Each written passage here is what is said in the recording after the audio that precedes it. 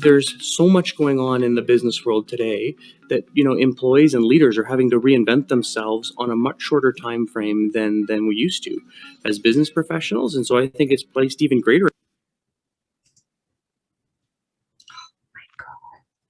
emphasis on HR and HR practitioners like CPRH Saskatchewan is producing to help people get ready with new skills, new development, and really to be competitive as leaders in the next generation. Specifically for Connexus, we have very recently put our HR function at the center of our organizational structure. So any new product services, anything we're doing to change our business will be delivered through our HR professionals and what we call our experience team.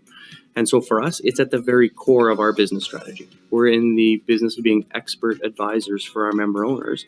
So all of the things we deliver to our members is delivered through and for people. And so you can appreciate that the training, the development, the requirements to get those people ready to serve our members has really placed great demands on the HR practice, and that's why we're so thankful for CPHR Saskatchewan. We're unique in that we're a member cooperative, and one of the tenets around which we were created was cooperation. We've got in Saskatchewan a really robust network of expert practitioners in the area of developing people. It'll help our business and our practitioners for sure, but at the same time, I think it'll help grow Saskatchewan.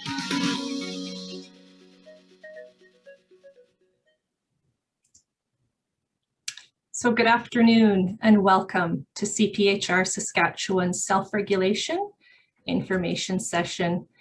I don't know about you, however, that slide that I was showing at the very beginning when the government officially announces that the Act was introduced on December 9th, when you actually read it in print, it still gives me goosebumps. And the day that that became public, a former board chair emailed me and said, this could be real. And so I think the goosebumps are still there. So for those of you who do not know who I am, I'm Nicole Norton-Scott, the CEO and Registrar of CPHR Saskatchewan. And joining me today is Gary Mearns. Gary can give everybody a wave, the past chair and Self-Regulation Committee chair, and Tamara Taryn. Tamara is the current board chair. So we are very excited to have this opportunity to share information on self-regulation with our members. Over the next half an hour or so, we're going to cover the following items as on the agenda. And at the end, we will have time for questions. Please put your questions into the chat box anytime you like throughout the presentation. However, we will address the questions, as many as we can, at the end of the presentation. A couple more housekeeping, a couple of just tips. As we all know, it's almost been a year since we've been in this space, the virtual space. Please mute yourself. And the webinar is being recorded and will be available on the website following the presentation the next couple of days.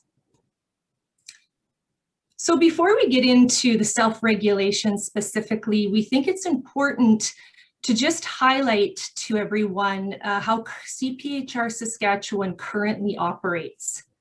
So CPHR Saskatchewan's overarching objective is to protect the public by ensuring human resource practitioners in Saskatchewan are competent and act in an ethical manner. And we do this right now. We are a quasi-regulator, you could say. And what that means is that we use the association has a code of ethics and standards of professional conduct that govern you, the members. So when you join the association or when you renew your membership every year, you attest to a code of conduct and standards of professional conduct, which we didn't actually include in your reference material email, but Leanne is going to share. Just for your reference, if you'd like to, we have an overview of the Code of Ethics as well as we have, of course, the full document, but there's also a really good overview that's been done just to familiarize yourself with that we do have it. And of course, we regulate the CPHR designation. So we as per the bylaws, information on how you gain the CPHR designation and then how you maintain it. And so right now, the association does regulate this way.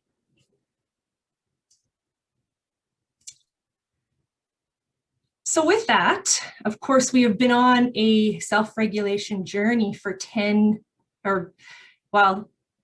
since 2010. And I was not working in the association in this role in 2010, but this was discussions, old meeting minutes, strategic plans. In 2010, self-regulation was one of those big goals under the board chair at that time, who was Bob Bales. And then it became more formalized. So into 2011 and then into 2012, the self-regulation task force was created under board chair Greg Honey at that time, and there was the submission to the government in 2014.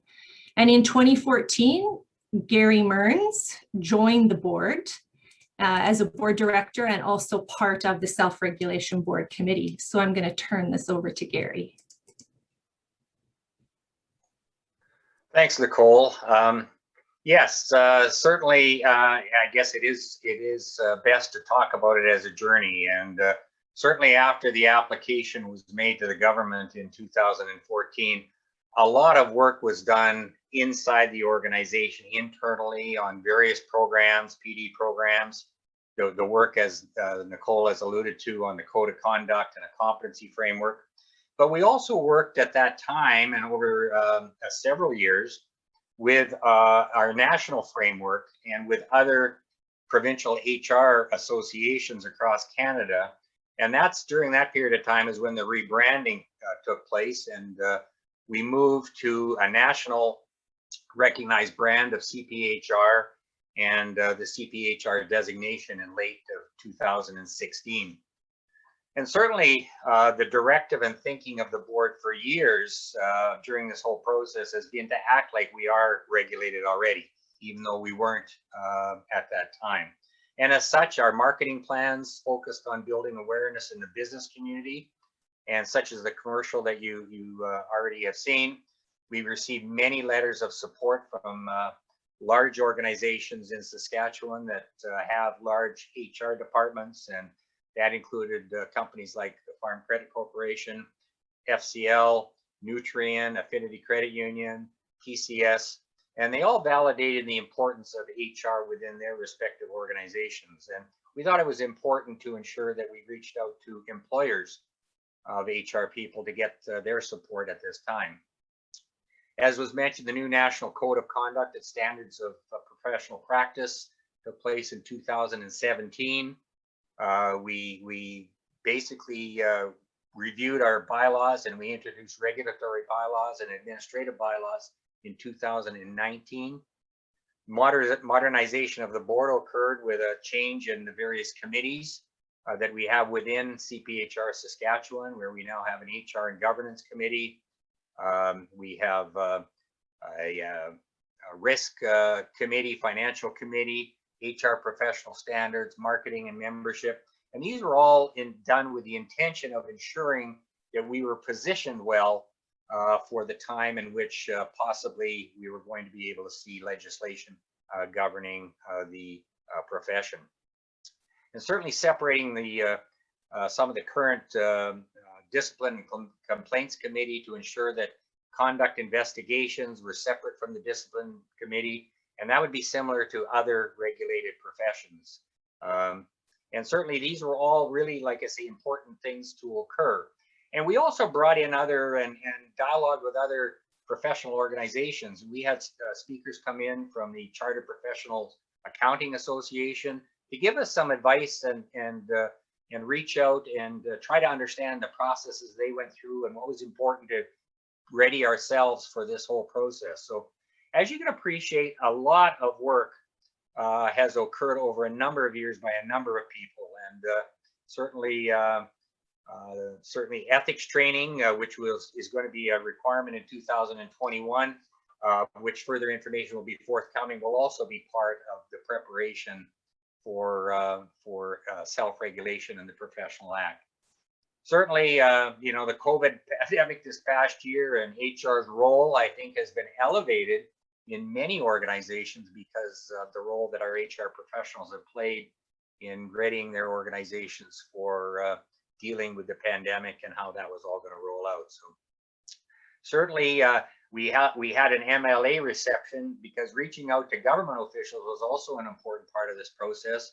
So we had an MLA reception in March of 2018, and we had our first draft regulation in that year as well, and then certainly again in 2020. And it was in August of 2020 that we received information from the government. It was actually from the deputy minister of the day that legislation, in fact, was going to be brought forward in the fall of 2020. And as has already been alluded to by Nicole, 6:30 a.m. on December the 9th, we received an email from the government that, in fact, the act was going to be introduced that day. And certainly we were, to say the least, we were highly excited about that event. And obviously now with anticipated proclamation in the spring of 2021. So with that, I'm going to turn it back over to Nicole. Thanks, Gary.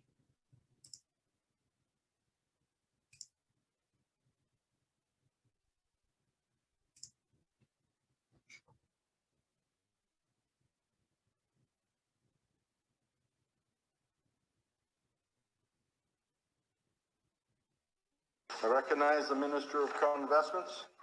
Mr. Speaker, I move that Bill number 19, the Human Resources Profession Act, be now introduced and read a first time. It has been moved by the Minister of Crown Investments that Bill number 19 be now introduced and read a first time. Is the pleasure of the Assembly to adopt the motion? Carried.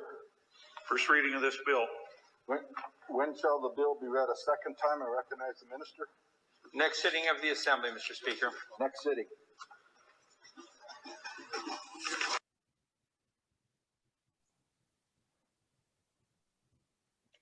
So if I could not be more excited. A significant move towards self-regulation with the recent proclamation by the government of Saskatchewan. I think even the name of the pending act itself is a message to all of our stakeholders. The Saskatchewan Human Resources Profession Act.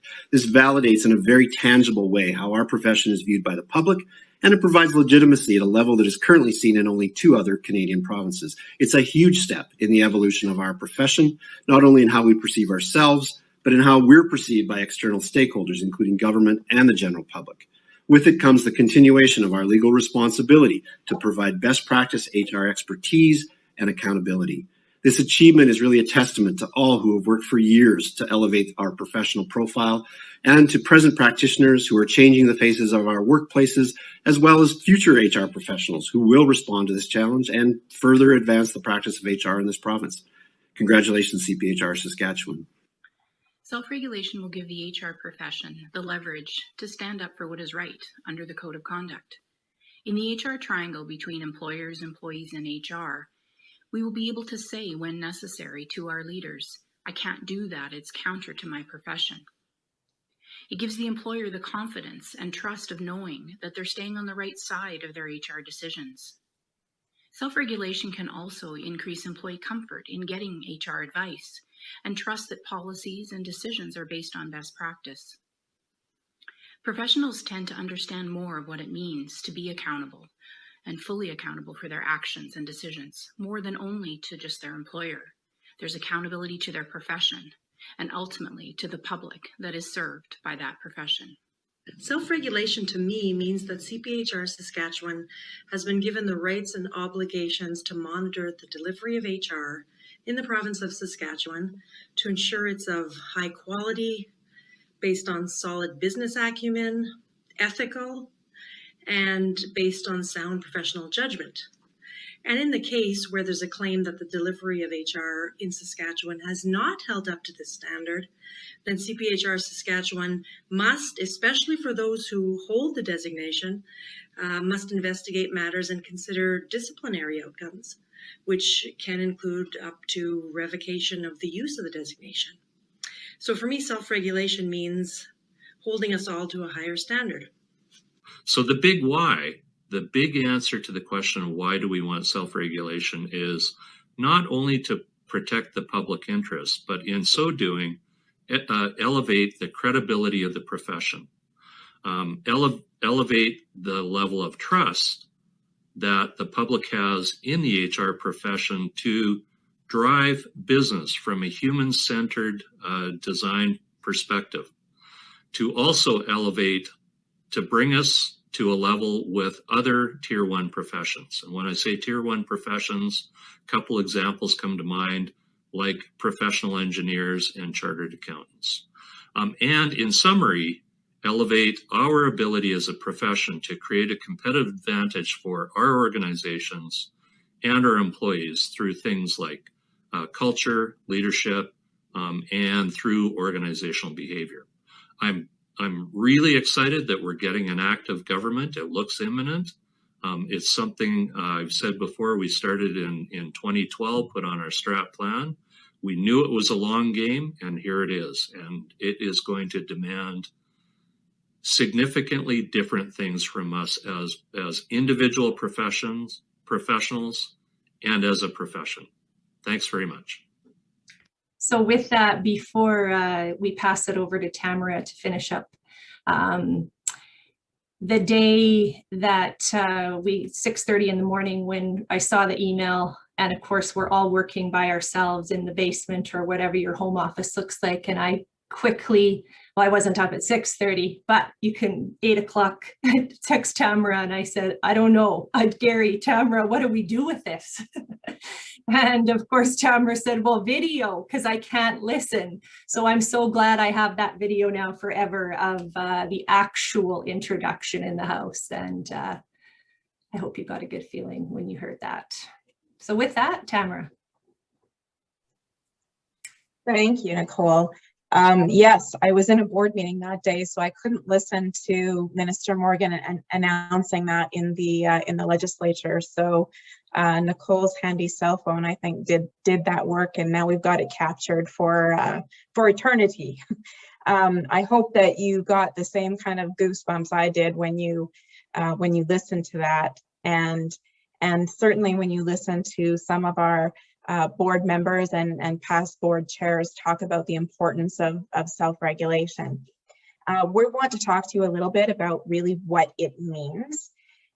Self-regulation means that the government of Saskatchewan has granted regulatory status to CPHR Saskatchewan through an act. Regulation formalizes what the association currently does through an act and gives expectations of the association through the act and its bylaws. So this gives CPHR Saskatchewan the regulated authority through an act to ensure that members of the association uphold the best HR practices in Saskatchewan workplaces. Similar to the way that other regulated professions such as the CPA and engineers must uphold their standards to maintain their designations and membership. It's very similar. With self-regulation, the HR profession and the CPHR designation become stronger. The public, employers, and employees can be confident that HR professionals in Saskatchewan workplaces are held to the highest standards of human resources practice. So as you all do now, practicing CPHRs and all members of CPHR Saskatchewan will have the requirement and the responsibility to abide by the Code of Ethics and Standards of Professional Conduct and uphold the national standards and support solid human resources practices in your workplace. The key difference is that organizationally, we will be responsible for the reasonable protection of the public through legislation granted by the government of Saskatchewan. This legislation will include expectations and requirements that are common to all legislated professions, thus adding to the trust placed in professionals. The Code of Ethics and Standards of Professional Conduct serve not only as a guide to the profession, but also as a source of assurance of the profession's concern for the public. Ethical conduct is first and foremost for the benefit and protection of the public, and only secondarily intended to achieve appropriate skills and conduct within the profession. For example, requirements will include the public having the ability to report complaints or inquiries to CPHR Saskatchewan for potential investigation and resolution, entrance expectations for membership and for those that pursue the CPHR designation, and expectations for ongoing professional development of designated members. Many of these requirements are already included in our bylaws. However, in terms of advancing the credibility and respect of the HR profession as a true profession, and as Greg Honey said, as a true Tier 1 profession, this legislation is going to be a great stride forward for us. You turn the slide, Nicole. The draft Human Resources Professions Act. This is some wording right out of the Act, and we wanted to specifically draw your attention to this section of the draft Act. As mentioned, the key difference for us will be how we operate with regulation. And it is that organizationally, we're responsible for the reasonable protection of the public through this legislation. The duties and objects of the association become the purpose of the organization and our responsibility. That is to say, at all times serve and protect the public, exercise powers and discharge responsibilities in the public interest. Our object is to regulate the practice of the CPHR Saskatchewan members in accordance with the Act and bylaws and assure the public of competent and proficient members in the practice of HR. Arguably speaking, we do this now. However, as mentioned, this legislation further formalizes and aligns to expectations and requirements common to all legislated professionals.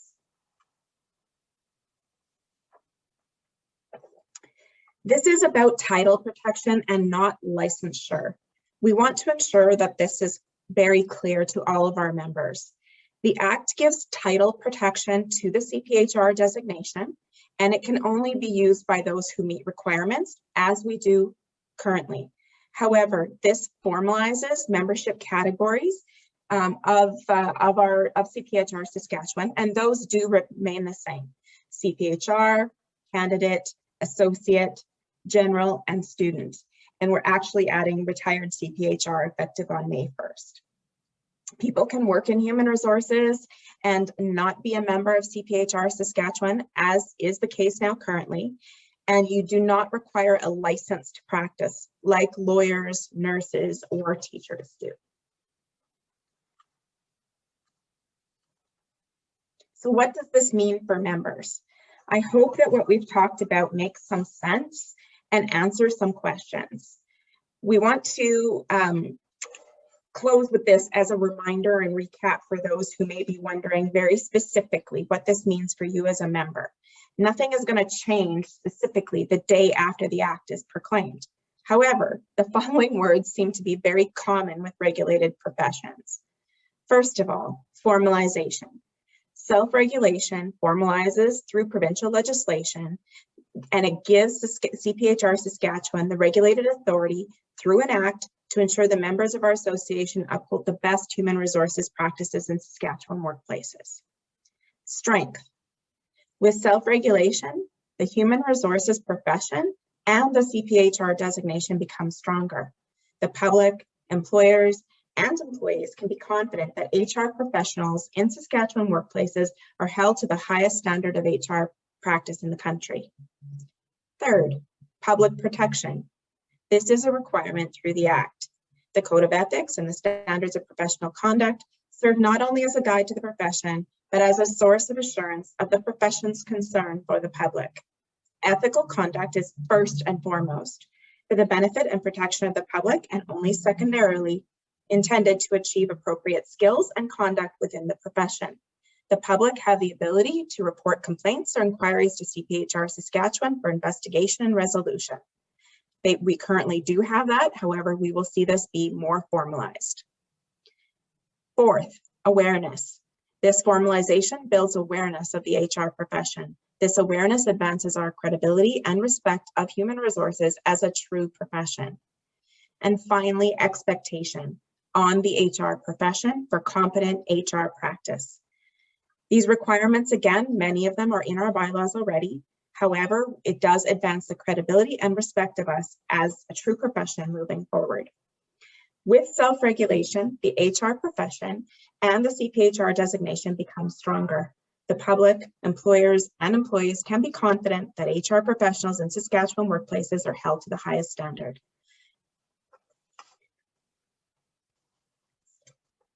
Can you move ahead to the next slide, please, Nicole?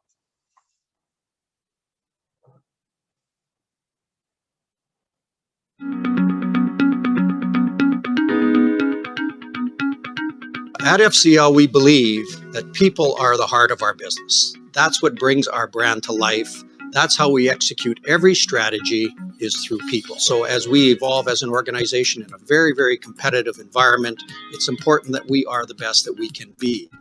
Our CPHR bring that broader perspective in all of our talent management systems and programs to ensure that we are performing at the highest level we possibly can. Our HR department has transitioned significantly from simply a transactional type of HR to more of a strategic HR, which is involved in the business and much more collaborative. CPHRs are critical to that process. They bring a broader level of thinking and understanding, and understand very clearly the importance of being a business partner to help us move our strategy forward. CPHRs in our organization are embedded throughout our business. They help support the business strategy that allows your organization to be more competitive and ultimately much more successful. We're all in this province with a desire to make it better, to grow it, and to benefit the next generation. And by having CPHRs with their professional designation, bringing their professionalism to your organization will help you be successful and ultimately will make this province a much better place.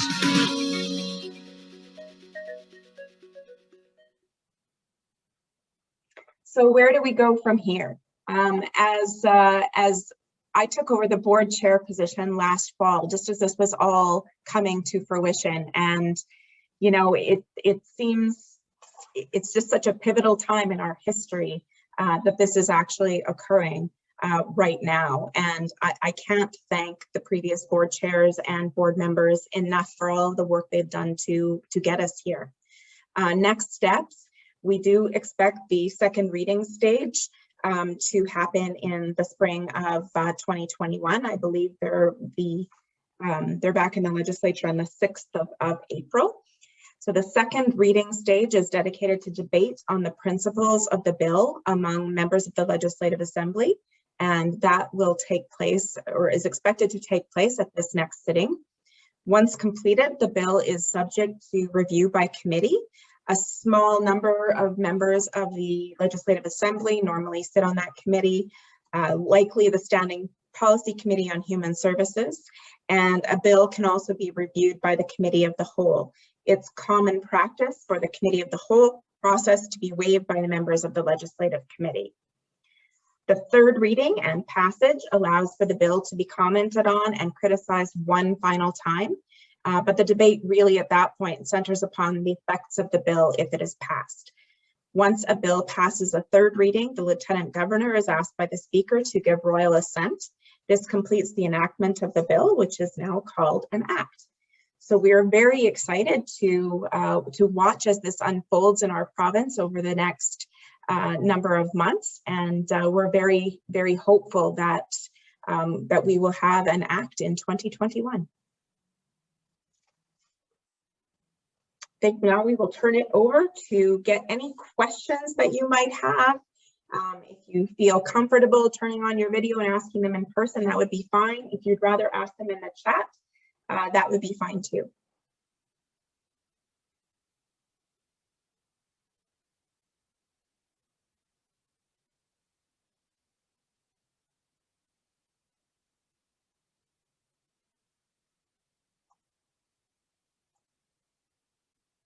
I'm not seeing anything. It's all clear to everybody, and you're all as excited as we are. Of course, if you have any questions after this that you would like to contact Tamara, I'm going to actually type these in the, because we don't have, I don't have them on this slide, but I will put it in the chat, the email addresses. Please do reach out to us at any time, myself or Tamara. And we will, of course, keep everybody posted as the members for sure as we proceed. So April 6th. And oh, I see a question now. Go ahead, James. Hi, Nicole. Thanks for the summary and the information. You did mention that there'd be an ethics component, and I'm just curious how that'll be delivered. Do you anticipate that as sort of like an online test after reviewing some material, or how do you see that unfolding at this point? So exactly that. So as all CPHRs over the next few months will hear about nationally, we're rolling out an ethics requirement. So everyone in a 3-year period, rolling period, is going to have an ethics training with a it's a video with some testing at the end. Right. So we're just talking about how we're moving forward, and that is one piece of moving forward. And so there'll be full communication on that starting probably in a couple of months. Great. Okay. Thank you. Nicole. Yes. It's Lana Gray here. My camera's not cooperating with me right now, so I hope you can hear my voice. Yeah, perfectly. Perfectly. Good, good. Okay, I just wanted to ask, I had 2 questions. The first one is on the licensing. So there won't be a requirement for license. As you said, some professions require. So I was just curious as to, what the pros and cons of that are. I'm not real clear on, whether it's better that we don't require licensing, or that it's, a weakness that we won't have that, but we have lots of other things coming. So I just wanted to maybe see if there's any background on that. And the second question I had is just, as the bill goes through the second reading and into the third, is there any anticipation that there could be some, just any insights on, do we think there could be some stickier areas, or any indication as to, I guess, what you guys are thinking in terms of areas where there could be more challenge or more difficulty getting it through versus other areas? Just curious on those 2 fronts. Thanks. Thanks. So would you like me to start? Okay, so the license to practice, I don't think that would be a sign of weakness at all. It would be more we don't have scope of practice for HR professionals. So people can practice HR in the province right now. They don't have to have a designation. They don't have to be members, and we want to keep it that way.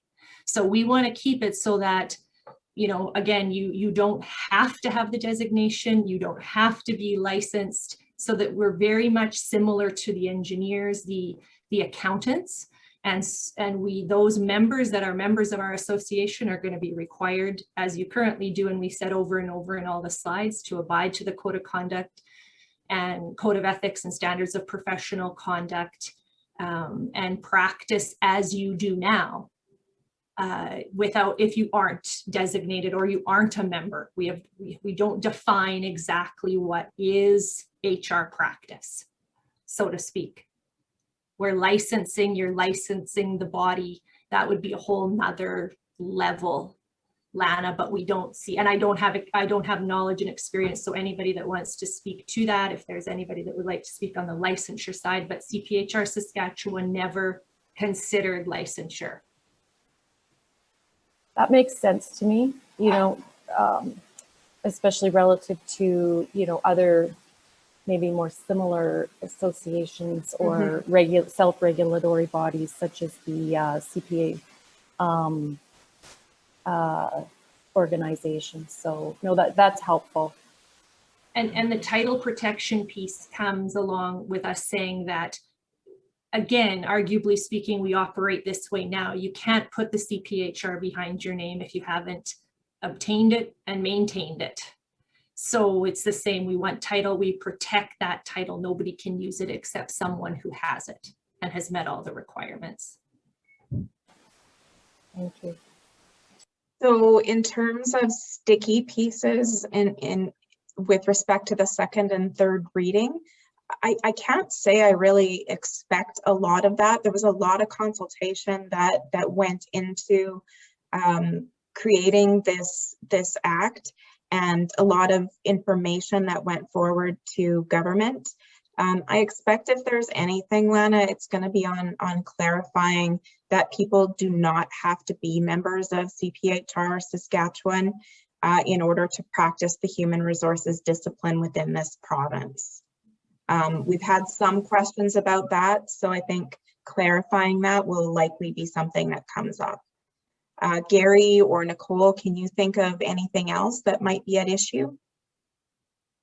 I would agree with you, Tamara. I would say it's going to be CPHR Saskatchewan's role to market and promote and build the awareness of this.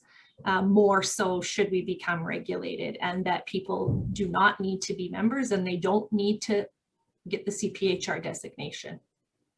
On the other side, why wouldn't someone want to get the CPHR designation as more and more organizations are asking for that designation when they're advertising for positions? It's in everybody's best interest, I believe, in the HR profession, if from a career advancement standpoint, your ability to access more senior level jobs. To me, it just helps individuals with their career advancement, and to me also demonstrates, as we've talked about, professionalism in their knowledge base and in their competencies. So to me, it's in everybody's best interest to get it. So. Thank you all. That's very helpful, and really pleased to see this. So good job, and look forward to the continued journey. Thank you. Thanks, Lana. I think there's a couple more questions just here in the chat, and some comments as people can see. And I think I'll just do an high overview just so we're not getting into anybody's specific question as it may pertain to them. So in terms of designation requirements, there is no change in designation requirements coming because as a result of self-regulation. So if you have any of those questions, please follow up with me on an aside.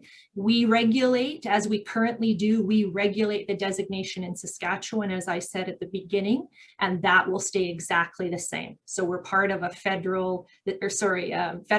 model with CPHR Canada. We're a member of CPHR Canada. However, provincially, we regulate, and that will stay exactly the same. And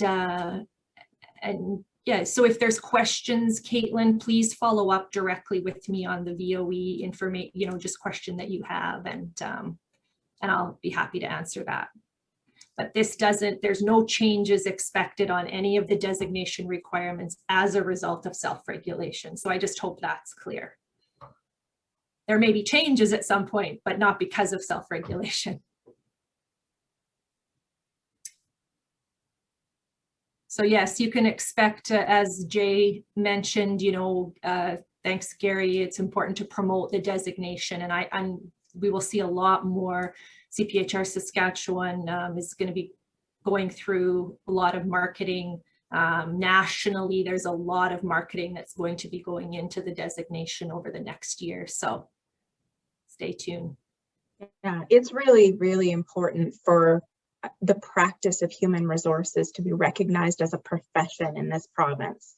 I think in a lot of respects, this is long overdue, and this is good, nothing but good news for us going forward. And if anybody is wondering, in Canada, the only two provinces so there's two provinces that are regulated, and that's Quebec and Ontario. They are already regulated, and the rest are working towards. However, Saskatchewan is going to be the third, I hope.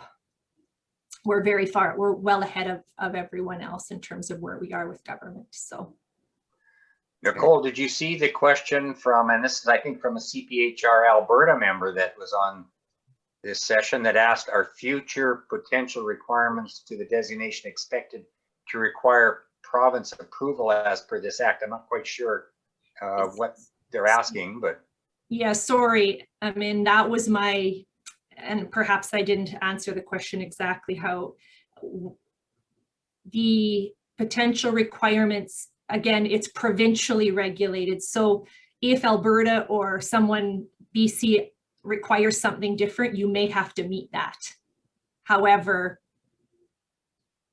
am I answering the question? It's province, but the province of Saskatchewan doesn't approve our requirements. Right. Exactly. Yes. We determine those. Okay, that's sorry, that's what you were asking. I hope that answers your question. Can you just comment? Yes, the province doesn't tell us how to, the requirements for the designation. We determine those, the board approves those. I hope that answers. Thanks, Gary. Yep, looks like it did. Yeah. Good. Okay, any more questions from anyone?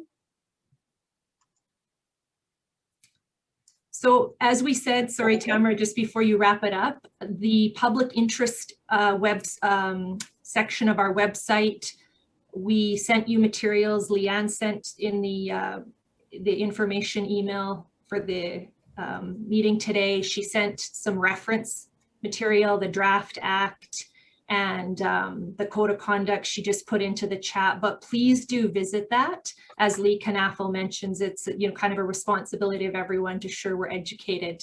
And we will keep you up to date with all of the information we have, and we may do something else similar to this. Hopefully it's in person and we're all having a big party to celebrate. But if not, of course, the virtual world, we will, for as long as we have to, but convene again in this fashion.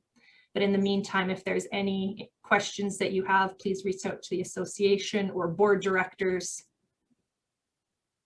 Yep, and please follow us on social media for all updates as indicated on this slide. We will definitely be corresponding with our members as we get more information. And just a reminder to everyone, if you haven't registered, our virtual conference is on March 23rd and 24th.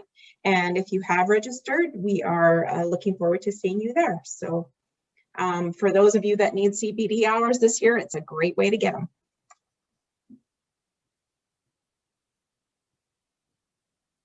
Thank you to everyone. Thank you.